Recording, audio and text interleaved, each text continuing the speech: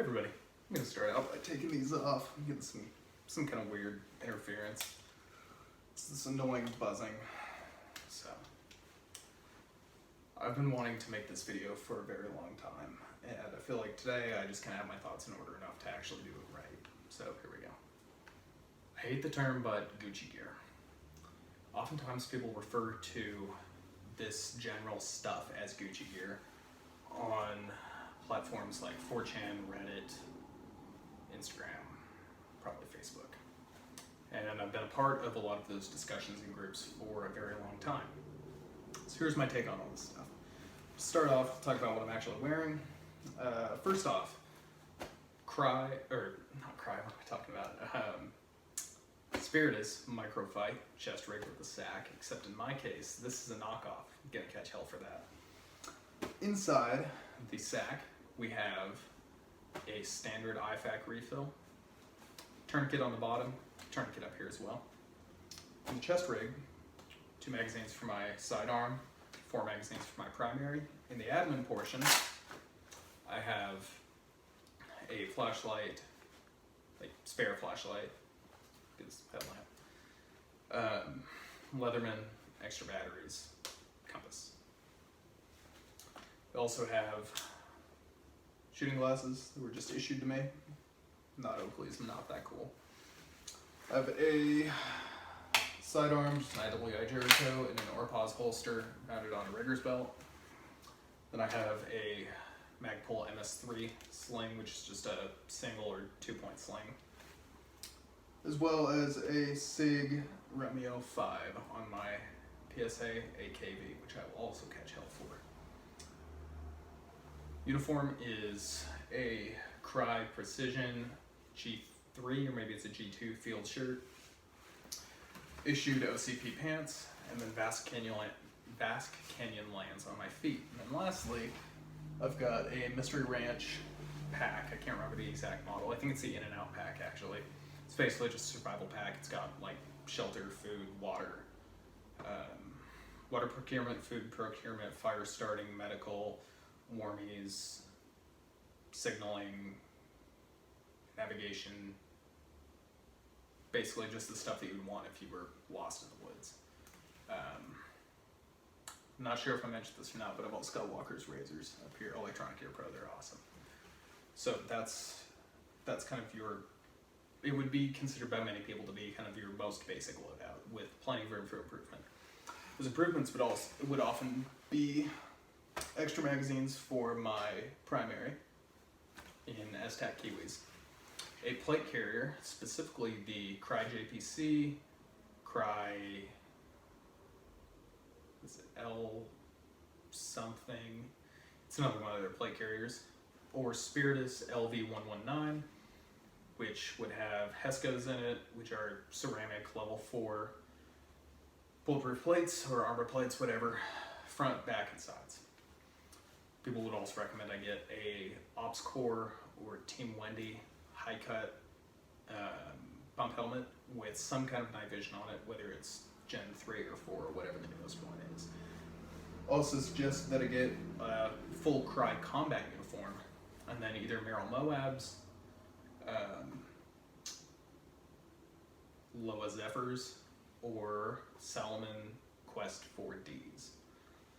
Also, people oftentimes suggest getting communications, such as a radio, Baofeng UV5R with an extended battery, one of those cool like JTAC whip antennas that you fold up, and some kind of external microphone system. And then once you have all that stuff, oh, and also a like proper shooter's belt, not just a rigger's belt. And once you have all that stuff, make sure it's in Vietnam Tiger Stripe, multicam black, Desert Night camo, Hawaiian print if you're really going for the memes, Coyote Brown, or Ranger Green, or M81 Woodland. So that's the, as much as I can, condensed overview of like what like Gucci gear is. Now, oftentimes this stuff is being presented as being necessary for some types of situation. Because, I mean, if someone posts a photo online saying, you know, hey, I've spent $5,000 to $10,000 to $15,000 on everything you see in this picture, people are oftentimes going to ask, like, oh, are you military? Are you like FBI, HRT? Are you some kind of law enforcement? You know, what do you do? Are you a contractor? And it seems like most of the time those people aren't. So then the question comes up, okay, well, why? That's like a lot of money. Like it's like a car for a lot of people, or a down payment on a really nice car,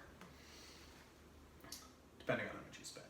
So, and oftentimes those people will cite things like everything from like home defense to like societal collapse, like full-on world wars, apocalypse, nuclear apocalypse. Ones that I really don't like and I don't want to say, but I'm going to have to say them. SHTF or Shit's Fan, or hate this one. Boogaloo, Big Igloo, Bungalow, Big Luau, Boog, whatever you want to call it, some variation on that thing. I realized while editing this video that I never really outlined a situation that I could actually see happening. This would be whatever I have that's closest to your Red Dawn, nuclear war, civil war thing, whatever. What I think would be the most likely to happen would be something along the lines of like the Balkans in the late 90s, early 2000s. So Yugoslavia broke up, that was really nasty. And then there was a string of ethnic, religious, nationalist conflicts in that area, which left most of that area pretty rough and war-torn, specifically places like Sarajevo.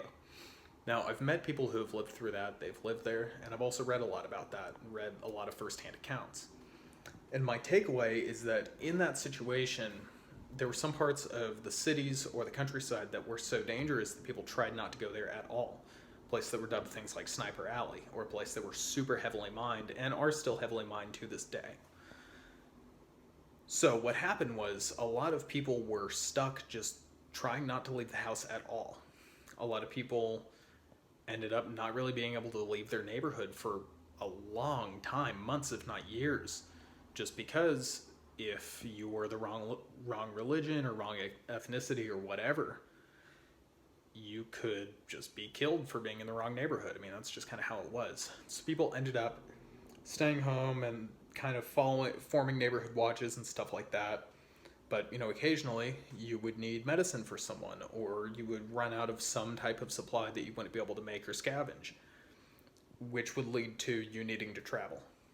That is what I'm talking about here. This kind of the situation that the Balkans were in after that huge, long period of conflict. Here's why I don't think a lot of that stuff is necessary for the situations that I think would have the biggest chance of happening. And I want to be really clear that I don't think this is going to happen tomorrow. Again, I work for the government, but I don't have any inside sources. I'm pretty low rank, and I don't get to hear about any of these super cool, secret, classified stuff. So don't get freaked out. I'm not making any actual predictions. This is just kind of what I think could possibly happen, and those chances are very minuscule. So, why I think a lot of this stuff is pretty unnecessary. First off, I like to balance, or I like to look at the pros and cons of everything. So if I were to have all of the gear that I have on and I've mentioned earlier as being necessary or good to have or whatever, what I'm thinking is pros. Great protection, very useful for any situation. You know, we're talking like you can get shot wearing ceramics, you can get shot multiple times wearing ceramics, at least from what I understand. Please tell me if I'm wrong. You have night vision, you know, you have a bump helmet in case you smack your head on something or, you know, whatever. You know, you have all this stuff, which is very, very, very useful. But the cons are that it's going to be heavy. I mean, in the couple takes that I've done this video, like my shoulders are feeling it, you know, my knees are feeling it a little bit. And it's going to be very bulky. So it's going to slow you down just from being heavy and bulky. It's going to tire you out, and it's going to make certain things a little bit harder to do. A good example would be going prone. Now, this is one of the lowest profile chest rigs out there, and yet you can see how far that sticks out. If I go prone, I'm going to have all of this stuff that I'm just kind of balancing on, kind of like a turtle almost. So, not a huge fan of that. Now on the other end, you know, you're just out there in your boxers with a handgun like an absolute madman. Pros, very, very, very high mobility, very low bulk, but you don't have protection, you don't have any extra gear in case anything happens. So I prefer to be somewhere kind of the middle, and I think most people agree with that as well. Now, for the situations that some people believe are going to happen, you know, let's take like Red Dawn. Obviously, you're going to want exactly what the military is using, if not better. But I don't think it's going to happen. I don't think it's ever going to happen. And so I think that really changes a lot of the stuff that I'm going to want to use. Now, the first thing is going to be a chest rig. I should say first thing to go. And this is for a couple reasons. While this is really nice to be able to carry a ton of ammo, I mean, each of these is 35 rounds. I've got 15 and 17 rounds in here.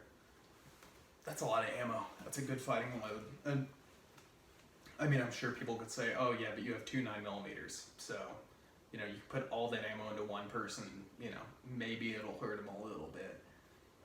That's up for debate. But, you know, even if I was using an AK or an AR or something like that, this is a lot of ammo. And I can't see myself in a situation in which I would need to use all of this. I like to look at what just a cop would use, honestly. I mean, police, I don't think I've ever seen more than 3 magazines on, you know, let's say like a police officer who's just walking their beat, or a bike cop or something like that. We're not talking about people who have a cruiser, who have armor in the back, who have an AR and a shotgun and a bunch of other stuff. We're talking about just kind of like your most basic stuff, because I don't see myself ever being in a situation in which I would need all of this. Plus, while the chest rig does help to distribute weight, because all of these magazines, if they were loaded, those are going to get pretty heavy, and it would suck to have them in my backpack. So while this does help in some ways, another issue that you're going to be running into is if you're wearing chest rig, you're going to stand out. There is no civilian equivalent that I can think of a chest rig. None. I mean, even within like the hypebeast, like streetwear type people, you don't see a whole lot of chest rigs. You're gonna stand out. And I know that if I were a civilian and I was only really worried about possibly leaving my neighborhood or even my house to go and scavenge food and supplies, you know, and if the government or police were there doing whatever, I wouldn't want to be seen as a combatant. Because the thing is, if you look like a combatant, you're going to be marked as a combatant. It's going to bring you a lot more attention, whether that's you getting shot at or, you know, simply just being detained, having people be like, hey, what's up? Who do you work for? You know, what side are you on? Why are you fighting? Whereas if you look like a civilian, it's much easier to blend in. Now, I'm not going to go on some huge gray man spiel. I'm not going to try to sell you a bunch of gray man tactical stuff or whatever. I'm just talking facts. If you look like a combatant, you're going to be treated as a combatant to some level. Of course, this is up for debate, and there's plenty of situations that people could bring up and say, well, actually, but I'm speaking generally here. Whereas if you just look like a civilian, people are going to see you and not really pay you any mind. So you get rid of the chest rig, and that's going to help your case a lot. Next thing would be the uniform. Now, if I was told, hey, you need to go evade in the woods for some amount of time, this is what I'm going to want to wear, because this works very well. I know that there's debates on the effectiveness of multicam, but speaking from experience, it works. At least in my area, it works very, very well. The only issue is it's camouflage and it's a uniform. So if I'm just out in this, even if I were to go to the store just right now, people are going to see me and they're immediately going to think military. Even if, like, this isn't standard issue to any branch of the US military. This hat, clearly not in regs. Since I'm wearing hiking boots, my pants aren't going to be bloused. So someone in the military would be able to look and be like, oh, that guy's just LARPing. The average person is not going to be able to see that. And if you just catch a glimpse of someone, you're just going to see, okay, it's a dude in camo head to toe. What does that mean to me? So I would much rather be wearing civilian clothes.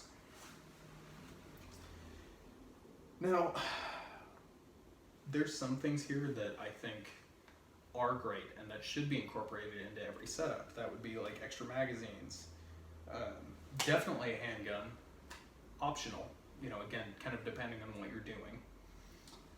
Shooting glasses or safety glasses, especially if you're planning on shooting or getting shot at or being in a dangerous situation. Ear protection for sure, because trust me, my hearing is not what it used to be. I've had a lot of guns shoved right next to my ear, and it sucks to not really be able to hear that well. So stuff like that, I think, is absolutely necessary. However, some of the stuff I don't really think is completely necessary unless you find yourself in this situation that I don't really think is ever going to happen. Now, a lot of the things that I don't own, such as a helmet, night vision, plate carrier, and plates, besides what I was issued, those things, even more so than a chest rig, I think they stand out. I mean, the argument could be made for a very slick, low-profile plate carrier, but again, that's kind of a specific. So now I feel like you guys kind of know what I think is and isn't necessary. And so now I'm going to cut it, get changed, and talk about what I think is necessary, and then hopefully wrap this whole thing up, because I'm sure this is going to be like a half hour. So here's what I think is better. Pretty much just all this. To go over it all, it is same AK, same straps, same holster, same handgun, same backpack, same ear pro. Don't know my eye pro, but I would have the same eye pro. Now, some additions are these STAC Kiwis and this medical pouch. Obviously the belt and what I'm wearing has changed. Here's why I'm a big fan of this. Right off the bat, I'm going to address the fact that yes, if I walk down the street wearing this, I'm going to draw attention. Obviously. But it gives me the option for concealability, which is something that I don't have wearing or utilizing the other stuff that I had. This is very small and this fits in my backpack. I'm going to put this to the side for the rest of this, but with all the other stuff, I can conceal it a little bit easier. Yes, it's obvious that I have stuff on me. You can obviously see the handgun. Holster is going to stick out a little bit.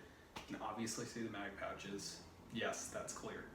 However, if I were to be just walking around in the woods like this, or in a crowd of people, and someone was possibly looking for me, or looking for someone who was in whatever role I was in, saw me in a crowd of people, I would not stand out, because most people aren't going to be specifically analyzing every individual looking for printing. Now, of course, people can say, okay, well, what if you were stopped and detained? Or, you know, what if you do have some kind of like crazy surveillance robot that's processing everything? The neat thing is I can throw everything that I have on here that I may not want other people to see. I can throw all this stuff in my backpack without taking anything out. It's pretty neat. It's a tight fit, but yes, I can do it. So that's an option there. Now, I want to be clear that everything that I have here, it's not as complete as I would like it to be. There's some things on order, and there's things that I've yet to buy, but in the meantime, this is what I have, and it still kind of demonstrates the concept that I'm talking about. So this could be an inside the waistband holster, especially in the front or appendix or whatever.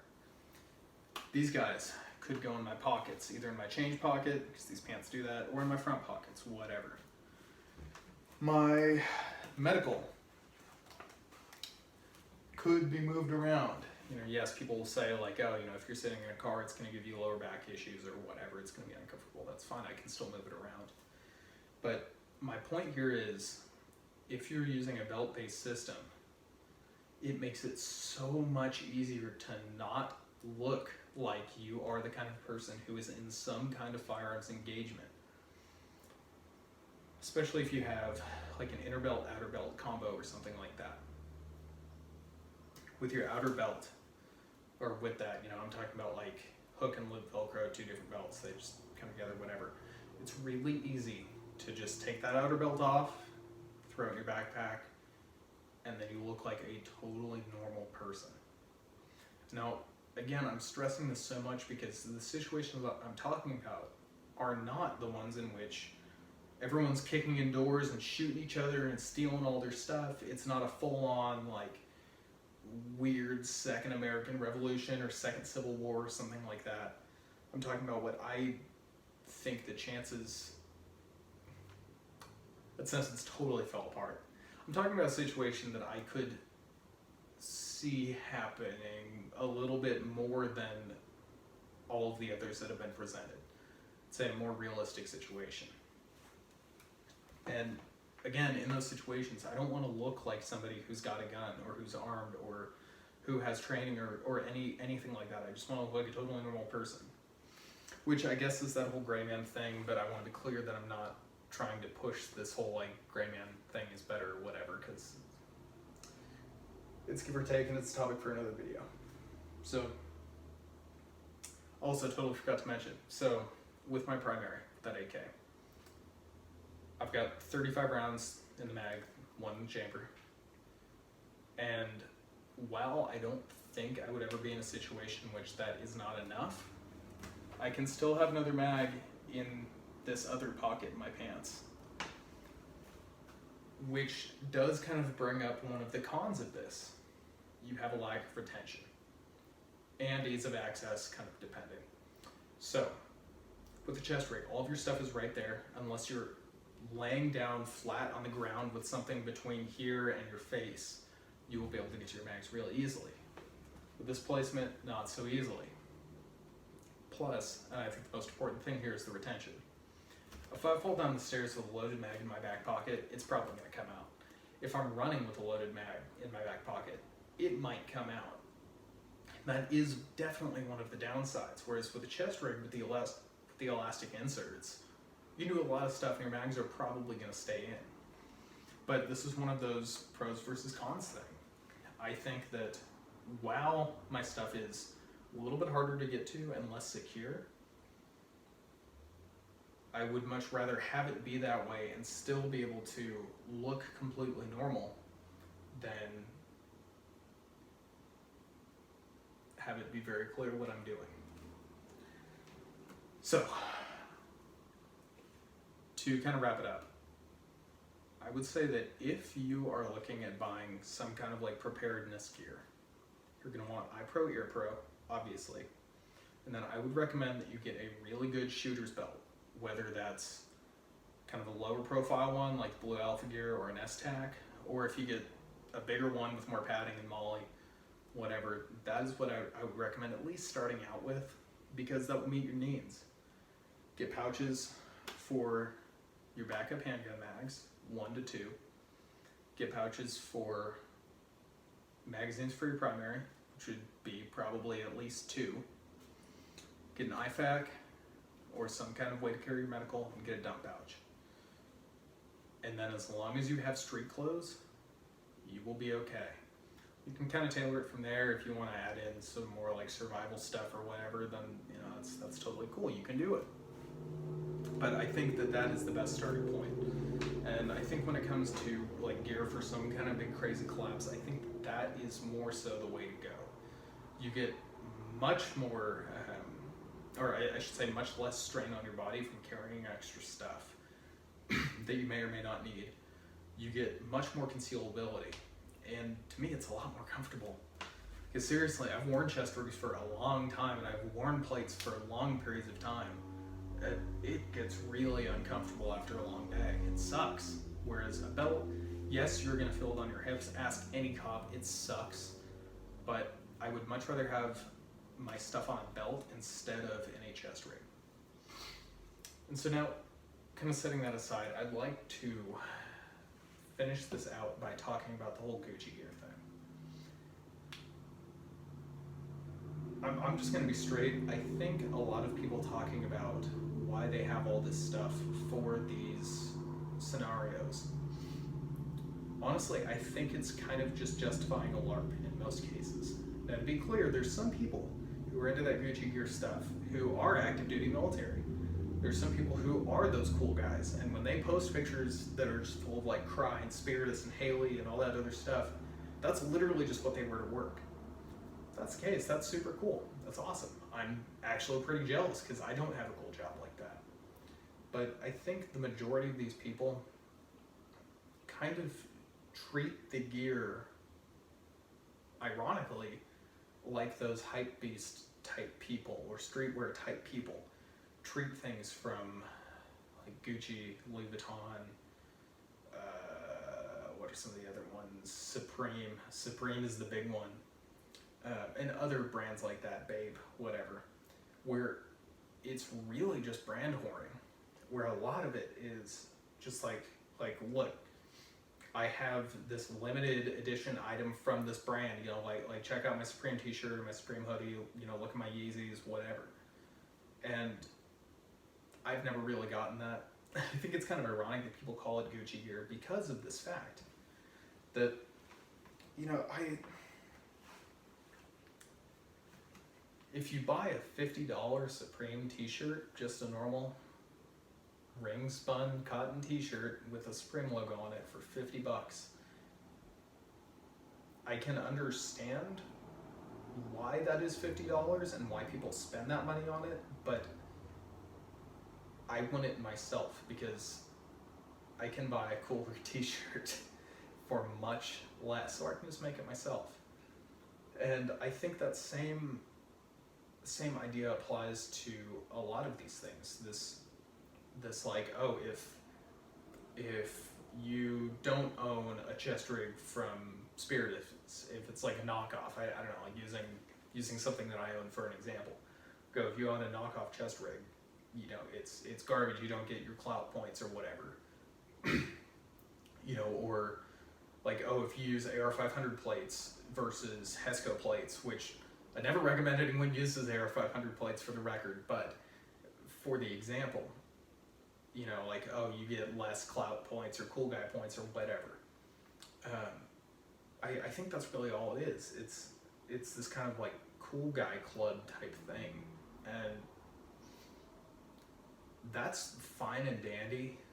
People doing that, that's totally cool. I don't really care that much, but the issue that I have is when it seems like people aren't so aware of that, and they begin to think that all this stuff is absolutely necessary, and they begin to be in this mindset that if they didn't have all the gear that they had, if something big and scary and crazy did happen, they were going to be the first to die. And frankly, I disagree with that. I absolutely disagree with that. It certainly makes some things easier, but I don't think it's the best application for a lot of these things, and I don't think they're always going to need to be applied. And I think at some point we need to just sit down and decide, you know, are we just following a brand, or is there an actual reason as to why we are really pushing this so hard? And my biggest issue with it, what's driven me to make this video, which is probably going to be like 45 minutes long or something like that, which has taken up the majority of my day so far, my big push to make this video is to see how other people get treated. you know, I don't really care. I can take a lot of shit. I can have a lot of people be real mean to me, and I can handle it. But what irks me is when a new person who is interested in this stuff and wants to better themselves, maybe wants to be more prepared to save their own life, the lives of their loved ones or their property or whatever. So when someone who's into that stuff starts asking questions, you know, where it says like, hey, you know, why would I buy a Spiritus Microphi or a Haley D3CRM when I could, you know, just get a Condor, or when I could just get a Chicom or whatever? Or even worse, when they say, hey, I've already bought this, what do you guys think? People just immediately shit on them. And people make it seem like it is this absolutely life or death thing. Like, you know, if you were to be in a zone where there's conflict and you walk out the door with a Chicom on, it's like all of the bullets that are currently in flight are going to like be like magnetically attracted to you and just immediately kill you, when that's just really not the case.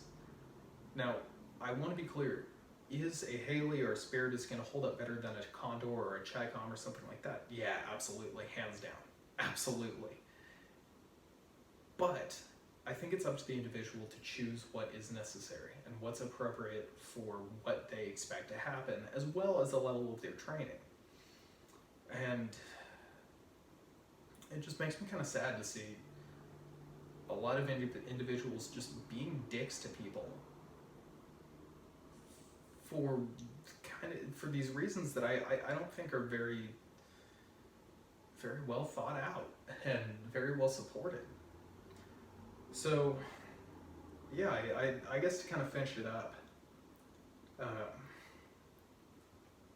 I don't think you need all of that Gucci gear, and I don't think you really need a lot of that stuff to be an effective combatant. This has been shown throughout history. I mean, again, referring to what was going on in the Balkans. Look what a lot of those guys were using. You see guys in like jeans and a t-shirt.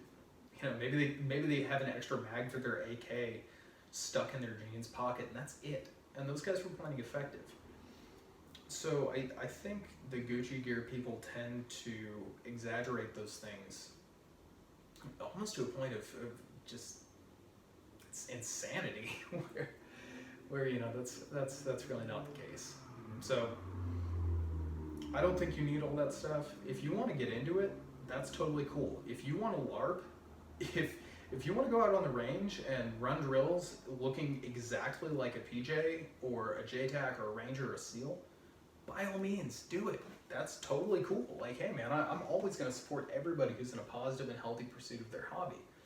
If you were into like airsoft or milsim, or if you're into paintball or whatever, and you want to do that stuff, then great, freaking do it. Don't let me stop you. But if you want to become just more effective at these things that I've been saying throughout the video, like defending yourself, you don't need all that stuff. There are other options out there. So I would say, kind of to recap, identify what you think could happen or what you're preparing for, do your research, and then get what will get the job done. So I think that's pretty much it. If you're still here, you're incredibly resilient listening to me talk for however long this video is going to be. I always really appreciate it. And I would love to hear from you guys in the comments about, you know, what you agree with, what you disagree with. If you think this was a huge waste of your time and I'm an absolute idiot, tell me that and tell me why. Because I always love to learn new things and I love to hear new perspectives. And frankly, if you can convince me that everything in this video was wrong, I'll take this down. That's awesome. Probably just shot myself in the foot. I'm sure the comments are going to be terrible now, you know, if anything happens with this channel. So, yeah, I think that's it. Parting notes, I'm probably just going to rant about a couple things since this video is already super long. Boogaloo and all that stuff. Stop. Just stop. Please. please stop with the Boogaloo stuff, with the Hawaiian patterns stuff. Just stop, please. With stuff like multicam black, M81 woodland, all of these other like meme trendy camouflage patterns.